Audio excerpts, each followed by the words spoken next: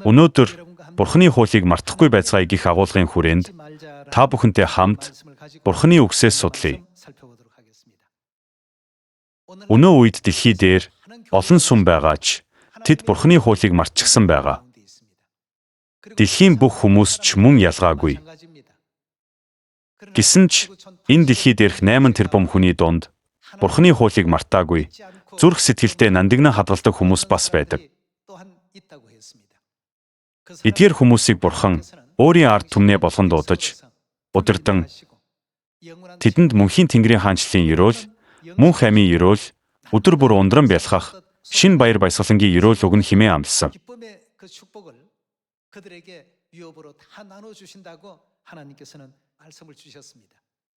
Өнөөдөр Хосеа 4-р бүлгээс Бурхны хуулийг мартаж болохгүйг, Бурхны хуулийг мартсан хүмүүсийг Хосеа иш үзүүлэгч хэрхэн зэмлсэнийг судлая.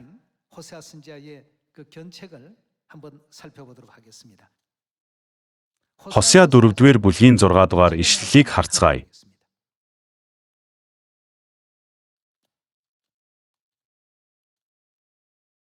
Дөрөвдүгээр бүлгийн 6 дугаар ишлэл. Ард түмэн минь мэдлэг дутснаас болж устгагдсан.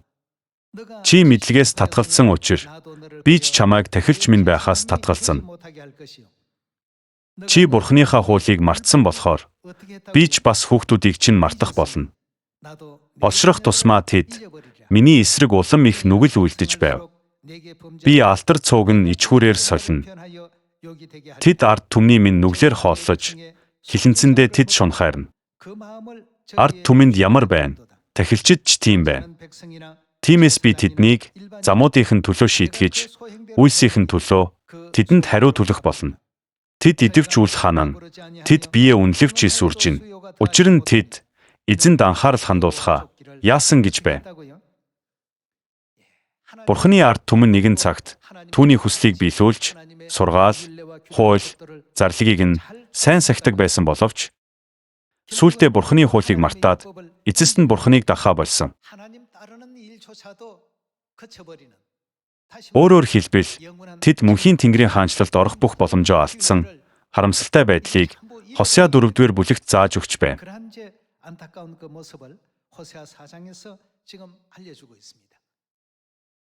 Өнөө үед бидний эргэн тойронд буй 8 тэрбум хүний дийлэнх нь Бурхны хуулийг бүрмөсөн мартчихад амьдарч байна. Тиймээс Бурхан анхны ирэлттэй болон хоёр дахиа энэ дэлхийд ирэхтэйч Сион ууланд хамгийн түрүүнд юу тунхагласан бэ? Сионоос хууль тунхагласан гэж бичсэн байдаг. Бурхны хуулийг бид санаж байх ёстой. Бурхны хууль бол мартаж болохгүй хууль шүү дээ. Дид хууль 8 дугаар бүлэг рүү очие. Баяр ёслолоор бид бие биедээ олон ерөөлийн үг хэлдэг. Тэдгээр ерөөлийг авахыг хүсвэл Бурхны тушаал, зарлиг, хуулигчин сахиж, хэрэгжүүлдэг амьдралд үргэлж ерөөл дагдаг гэдгийг ойлгох хэрэгтэй. Дид хууль 8 дугаар бүлгийн 11-р ишлэл.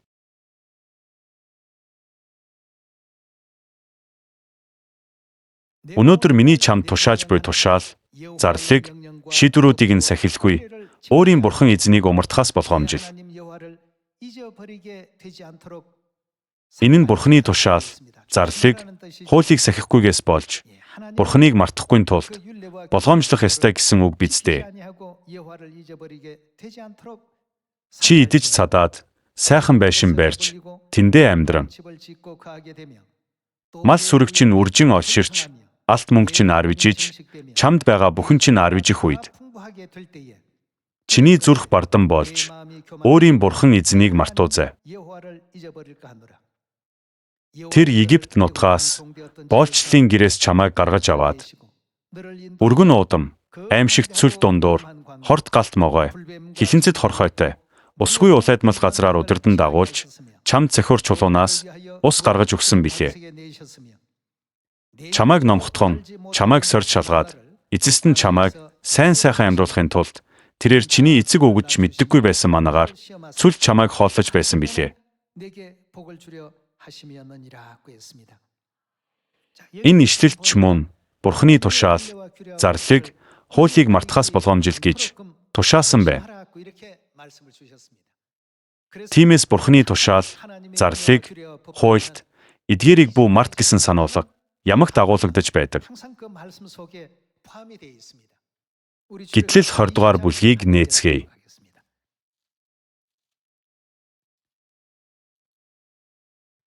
Гитлэл 20 дугаар бүлгийн 8 дугаар ишлэлд амралтын өдрийг яах ёстой гэж байдаг вэ? Сан гэсэн. Сан гэдгийг өөрөөр юу гэж хэлж болох вэ? Бүү март гэсэн утгатай. Амралтын өдрийг санаж, үүнийг ариунаар сах. Тэнгэрт нүгэл үйлдээд дэлхий рүү хөөгдсөн тэнгэр элч нарын хувьд Тэнгэрийн хаанчлал буцах цорын ганц арга зам бол Бурхны тушаал, хууль, зарлигийг зөв сахих явдал гэж Бурхан заадаг. Бурхан бид бүхнийг өөрийнх нь ариун тушаал, хуулийнх нь дотор амьдраасаа гэж л хүсдэг. Хүмүүн бид бол ирээдүгээ урьдчилан харж чадахгүй. Бид 1 минутын дараа юу болохыг, бүр 1 секундын дараа юу болохыг ч мэдэхгүй амьдардаг. Хүмүүс бидний амьдрал ийм. Гэвч Бурхан бол эхлэлээс төгсгөлийг хардаг. Бурхан тэнгэрт үйлдсэн бидний бүх нүглийг цагаатгаж, биднийг мөнхийн Тэнгэрийн хаанчлал руу хөтлөх гэрээг энэ дэлхий дээрх хүн төрлөختөн бидэнтэй байгуулсан.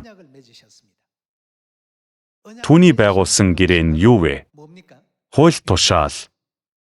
Хуучин гэрээнд Мосегийн хууль, шинэ гэрээнд бол Христийн хууль байдаг. Өөрөөр хэлбэл, Бурхан шинэ гэрээний хуулийг тогтоогоод бидэнд түн буман, хайлж бэлгсэн эрүүл амлаж, хуулиа сойрхсон. Бидний их хэрэглэдэг үгс донд эрүүл их аваарай гэдэг үг байдаг. Үрдийн тамд хаягдах байсан биднийг мөнхийн Тэнгэрийн хаанчлал руу эргүүлж, хувь заяаг маань өөрчилсөн Тэнгэр эцэг ихтэй мөнхийн талархал, яруу алтар, магтаал өргөх учиртай юм. Тийм ч учраас дэд хууль номд хүүхдүүддээ Бурханаас эмээхүйг зааж өг гэсэн байдаг. Хэрв хүүхдүүд ийм гүн утга бүхий үннийг ойлгохгүй бол ядаж амралтын өдөр сахих ёстой, алхасал баярыг заавал сахих ёстой гэдгийг тэдэнд зааж өг гэсэн байдаг. Дэд хууль 6 дугаар бүлэг рүү очие. 6 дугаар бүлгийн 24-р ишлэл. Дэд хууль 6 дугаар бүлгийн 24-р ишлэлийг харъя. Биднийг өнөөдрийг шиг амьд байлгахын тулд үргэлжийн сайн сайхны маань төлөө эзэн энэ бүх зарлигийг дагахыг, мөн Бурхан эзнээсээ эмээхийг бидэнд тушаасан билээ.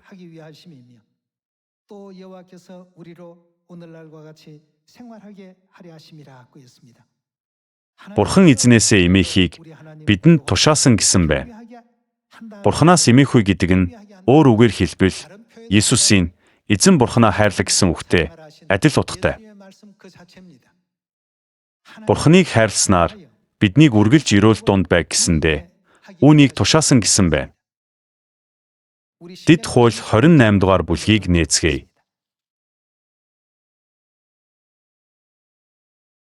Бурханы хуулийг санаж, дагаж мөрддөг хүмүүс хизээч, хаанч, цаг хугацаа, газар байршлаас үл хамааран үргэлж эрүүл дотор амьдрдгийг энэ бүлэгт заасан байдаг. Дэд хууль 28 дугаар бүлгийн 1-р ишлэл. Хэрв чи өөрийн Бурхан эзэнд дуулууртай байж, миний өнөөдөр чамд тушааж буй, түүний бүх тушаалыг хичээнгүйлэн дагаж мөрдвөөс, эзэн Бурхан чинь чамайг газар дэлхий дээрх бүх улс үндэсний дээгүүр өндөрт тавина. Хэрв чи өөрийн Бурхан эзэнд дуулууртай байвал, энэ бүх эрүүл чам дээр бууж, чамд хүрнэ. Чи хотод чирөөгдөн, хөдөөд чирөөгдөн. Биес чинь төрөх үр хүүхэд, газрын чинь ургац, мал амьтдын чинь түл, үхэр, хоньны чинь түл ирөөгдөн. Чиний сагс, талах хэсгэдэг сав ирөөгдөн. Чи орохдоо ч ирөөгдөн, гарахдаа ч ирөөгдөн. Бид Бурханы бүх хууль, зарлиг, тушаалыг, Бурханы үгсийг сайн дагаж мөрдвөл биднийг дэлхийн бүх үндэснээс дээгүүр тавина гэж Бурхан амласан. Түүнчлэн орвол орохдоо өрөөгдөж, гаруул гарахдаа өрөөгдөг ард түмэн болгон гэж амласан. Харин эсрэгээрээ бид тэдгээрийг дагахгүй бол юу болох вэ? Олон бэрхшээл тулгарч, янз бүрийн асуудал гарцаагүй үүснэ гэж бичсэн байдаг. Дэд хууль 28 дугаар бүлгийн 15 дугаар ишлэл. Хэрв чи эзэн Бурханыхаа дуу хоолойг сонсохгүй, миний өнөөдөр чамд тушааж буй бүх тушаал, зарлигуудыг нь дагаж мөрдөхгүй байвал энэ бүх юу буух вэ? Хараал чам дээр бууж, чамд хүрнэ. Чи хотод ч хараагдана, хөдөөд ч хараагдана. Өрөөгдөн гэсэн амлалтын эсрэг зүйлс тохиолдохоос өөр аргагүй гэсэн байна. Бидний дунд тохиолддог аливаа бэрхшээл, янз бүрийн асуудалтай тулгарх болгондоо бид эдгээрийг үргэлж тунгаан бодох хэрэгтэй. Би Бурханы хууль, зарлиг, тушаалуудаас зөв дагаж чадаагүй юм юу билээ гэж өөрийгөө эргэн харах шаардлагатай. Дэд хууль 28 дугаар бүлгийн 45 дугаар ишлэл рүү очие. Түүний чамд тушаасан тушаал, зарлигуудыг сахихаар чи эзэн Бурханыхаа дуу хоолойг дагаагүй учир энэ бүх хараал чам дээр бууж, чамайг нэхэн дагсаар эцэст нь чамайг устгана. Тэр бүх хараал чамд болон чиний үр удамд тэмдэг гайхшрал болж үрд байна. Өөрөөр хэлбэл энэ нь анхааруулга, сургамж болно.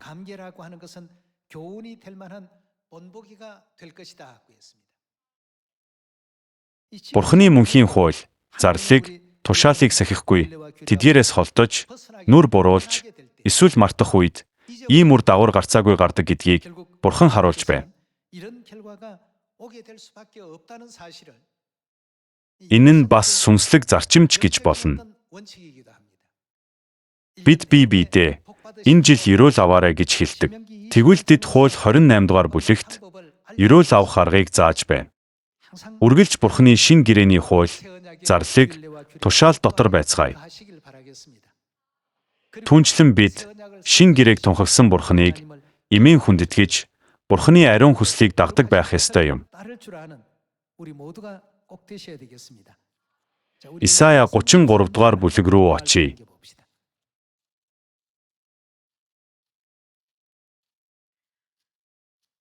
Исая 33 дугаар бүлгийн 20 дугаар ишлэлийг харцгаая. Манай баяр наадмын хот Сионыг харагтун. Ажин түжин орно. Гацнууд нь хизээд сугарахгүй. Нэг ч аргамж нь тасрахгүй. Эвхэгдэхгүй майхан болох Иерусалимыг нүд чинь үзнэ. Тэнд цог жавхланд нэгэн эзэн бидний төлөө байх болно. Ингэхдээ гол өргөн сугийн газар мэд болж сэлүүрт зав хийгээд усан онгоцч түүгээр өнгөрөхгүй. Учир нь эзэн бол шүүгч маань. Эзэн бол юу тогтоогч гэсэн бэ? Бурхан бол бидэнд шин гэрээний хуулийг тогтоож өгсөн нэгэн юм. Энэ нь хүний тогтоосон хууль биш, харин Бурханы тогтоосон хууль. Эзэн бол хууль тогтоогч минь. Эзэн бол хаан маань мөн. Тэр биднийг аварна. Бурхан шин гэрээний хуулийг тогтоож, тунхагласан. Эцсийн өдрүүдэд Сионд үүнийг биелүүлэх Бурхан бол биднийг удирдан чиглүүлэх хаадын хаан, эцдийн эзэн мөн гэж Библи заадаг. Тиймээс л энэ сүүлчийн үед Бурхан биднийг аврах болно гэж бичсэн байдаг. Бурхан авралаа хинд өгөхийг Исая 51-р бүлгийн 7-р ишлэлээс харцгаая. Исая 51-р бүлгийн 7-р ишлэл.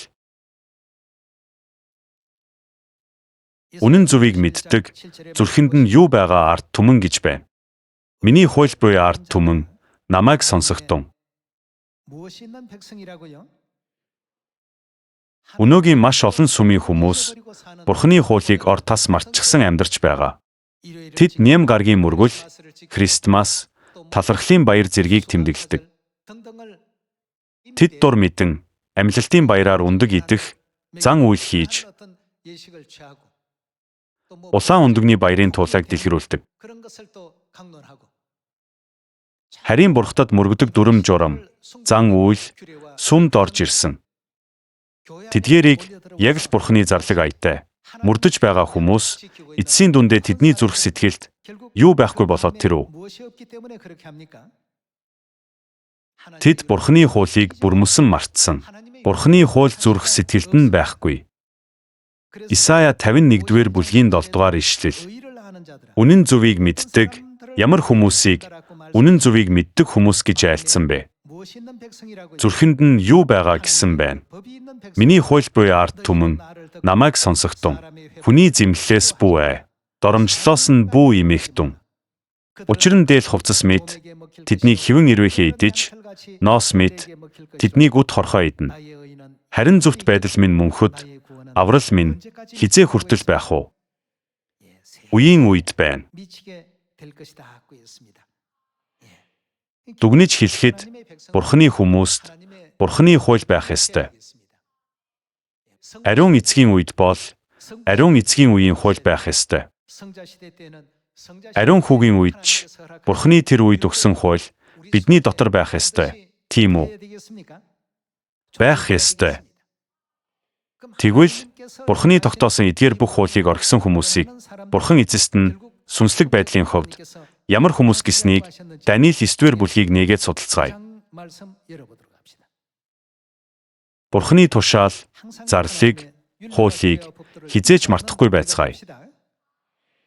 Даниил 9-р бүлгийн 5-р ишлэлийг харцгаая.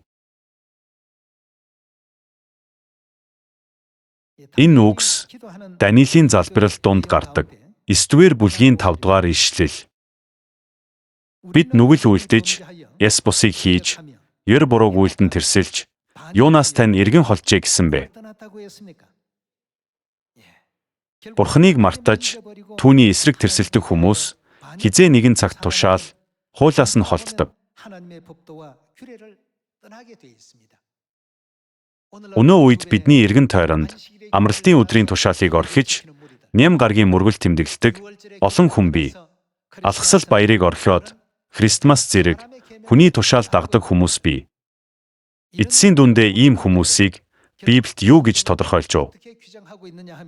Тэд яс бусыг хийж, ёр бурууг үйлдэн тэрсэлсэн гэсэн. Нүгэл үйлдсэн гэж илэрхийлж, уран тэрсэлсэн гэж хэлж байна. Ийм хүмүүст ямар онцлог илэрдэг вэ? Тэд бурхны хууль, тушаалыг заавал орхиж мартна. Тэд бурхны сургаалт нийцэхгүй зүйл үйлддэг. 10-р ишлэл рүү очие. Даниил 9-р бүлгийн 10-р ишлэл. Бурхан өөрийн зарцнаар иш үзүүлэгчдээр дамжуулан өмнө маань тогтоож өгсөн юугаар вэ? Хууль заавраар бид алхсангүй. Эзэн бурхныхаа дуу хоолойг бид дагсангүй. Түрүүхэн уншсан Исая 33-р бүлэгт Бурхан бидэнд юу тогтоосон гэлээ? Хууль тогтоосон гэж байдаг. Бурхан бидний төлөө олон хууль тогтоосон. Тэр бол Сионд оршдог Бурхан. Даниил 9-р бүлгийн 10-р ишлэлийг харцгаая. Бурхан өөрийн зарцнаар иш үзүүлэгчдээр дамжуулан өмнө маань тогтоож өгсөн хууль заавраар бид алхсангүй. Эзэн бурхныхаа дуу хоолойг бид дагсангүй. 11-р ишлэлийг уншъя. Хамаг Израиль хууль зааврыг тань зөрчин явж, дуу хоолойг тань дагалгүй эргэн холдсон. Тиймээс бид түүний эсрэг нүгэл үйлдсэн учир Бурхны зарц Мосегийн хуульд бичигдсэн тангараг ба хараал бидний дээр буужээ. Даниил Израиль улс Вавилонд олзлогдож, хаант улс нь мөхөж, ард түмэн нь олзлогдсон зэрэг бүх үйл явдлын шалтгааныг эргцүүлсэн байгаа юм. Тэднийг Вавилоны хаанд 70 жил үйлчлэхэд хүргэсэн эмгэнэлт шалтгаануудын хамгийн гол нь тэд Бурхны эсрэг тэрсэлсэн явдал байлаа. Тэд тэрсэлсэн нотлохоо нь Бурхны хууль зарлагыг мартаж орхисонд байв.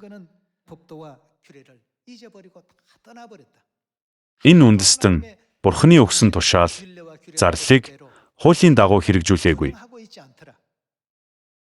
Тэгэхээр өнөөгийн энэ ариун сүнсний үед ч мөн адил. Айл гэр, сүм чуулган, хувь хүнгээд бүгдэд нь хандаж хэлэхэд Бурхны тушаал, зарлиг, хуулийг ямагт хүндэтгэх нь тэдгээрийг сахин үлдэх хүмүүс л ирүүлтэй юм.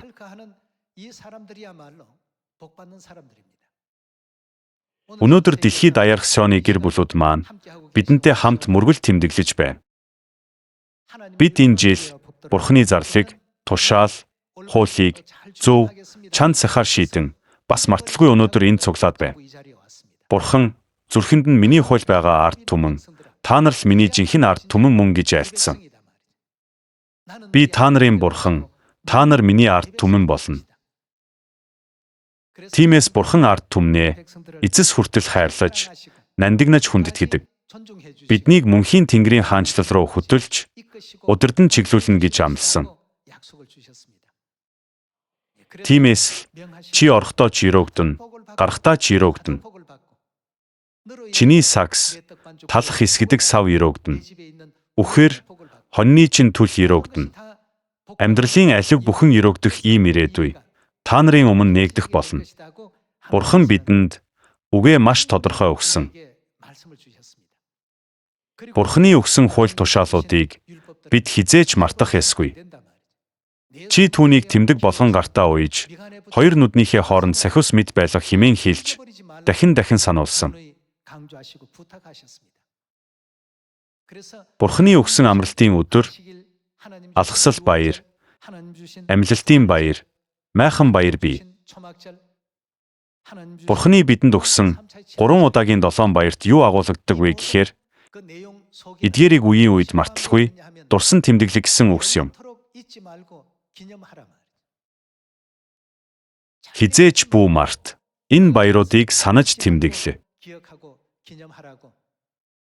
Библи бидэнд үүнийг үеийн үед, үе уламжлан сах хэмээн онцлон тушаадаг.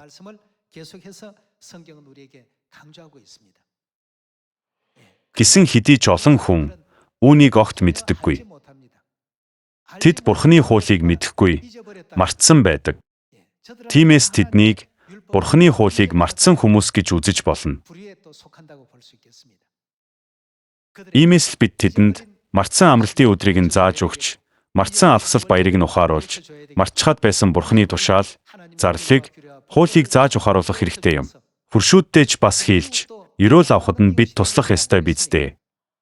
Бид зүгээр л ерөөл их аваарай гэх үгсээр л мэдлэхээс илүү тэднийг үнэхээр ерөөл аваасаа гэсэн сэтгэлээр Бурханы жинхэнэ ард түмэн болж, жинхэнэ ерөөл хүртэх зам руу хөтлөхөд хичээцгээе гэж та бүхнээсээ хүсье. Изекиэл 18 дугаар бүлгийг нээгээд Бурханы үгийг үргэлжлүүлэн судлая.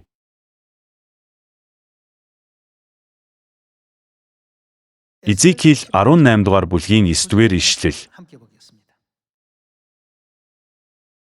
Үннээр үйлдэн зарлагуудаар минь алхаж, тогтоолуудыг минь сахидаг аваас тэрээр ямар гэж байна? Зөвхт нэгэн бөгөөд. Бид Тэнгэрийн оронд нүгэл үйлдэн, нүгэлт мөн чанартай болоод хөөгдөж, дэлхийд бууж ирсэн. Харин Бурхан бидэнтэй гэрээ байгуулж, зарлиг, тушаал, хуулаа өгч, биднийг зөвхт хүмүүс болгоно, дахин төрүүлдэг.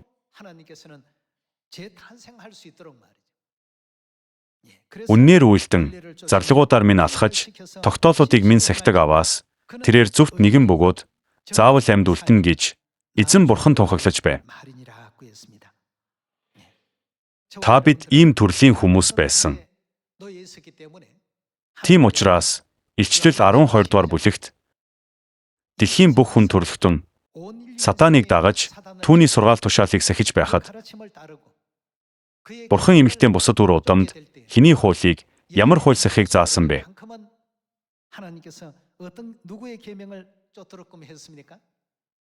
Бурханы хуулиуд болон Есүсийн гэрчлэлийг сахигчид. Эдгээр хүмүүс бол эмэгтэй сүүлчийн үлдсэн үр удам юм. Бурхан биднийг агуу ерөөл, яруу алдар, шагнал хүртэх байр суурьнд тавьсан. Бурханы тушаал ийм л эрхэм нандин чухал юм шүү дээ. Өнөө үед хүмүүс амралтын өдөр сахихгүй байлаа гэд яавал гэж, алхасал баяр тэмдэглэхгүй байлаа гэд яавал гэж, амлалтын баярыг нэг удаа тэмдэглэхгүй байхад юу л болов гэж гих зэргээр юу ч биш мэтээр боддог. Гэвч Даниэл иш үзүүлэгч Даниэл 9-р бүлэгт иймэрхүү хандлага нь үнэндээ Тэнгэрийн оронд болсон их тэрслэлийн үргэлжлэл гэдгийг бидэнд анхааруулсан байдаг.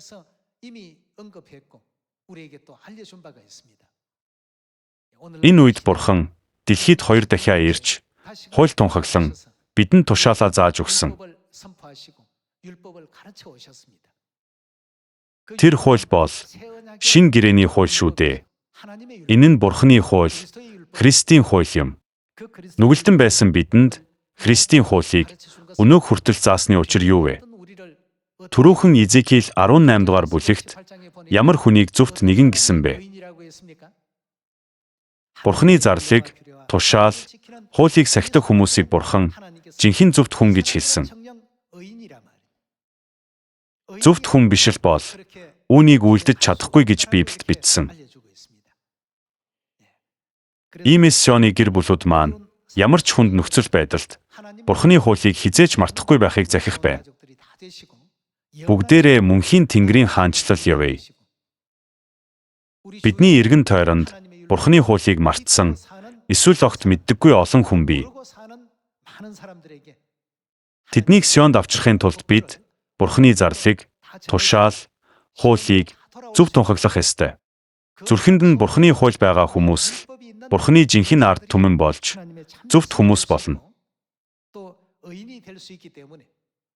Нүгэлтнүүдийг гимшилт хөтөлж зөвхт хүн болохын тулд амралтын өдөр, алхасал баяр, баптисм, эмэгтэйчүүдийн толгойдоо зүүдэг толгойн алчуурын зарлиг зэргийг нэгбүрчлэн сайн зааж, тэднийг удирдан чиглүүлээд мөнхийн Тэнгэрийн хаанчлал явахдаа хамтдаа гараасаа хөдлөлцөн явах ерөөлтэй зам болговол хичнээн сайхан. Хуршууд маань ерөөл авч, ар гэрийнхэн маань ч ерөөл хүртэж, бид өөрсдөө ч ерөөл хүртэхийн тулд үргэлж Бурханы шинэ гэрээний хууль дор амьдарцгаая гэж бүгдээс нь хүсэх байна.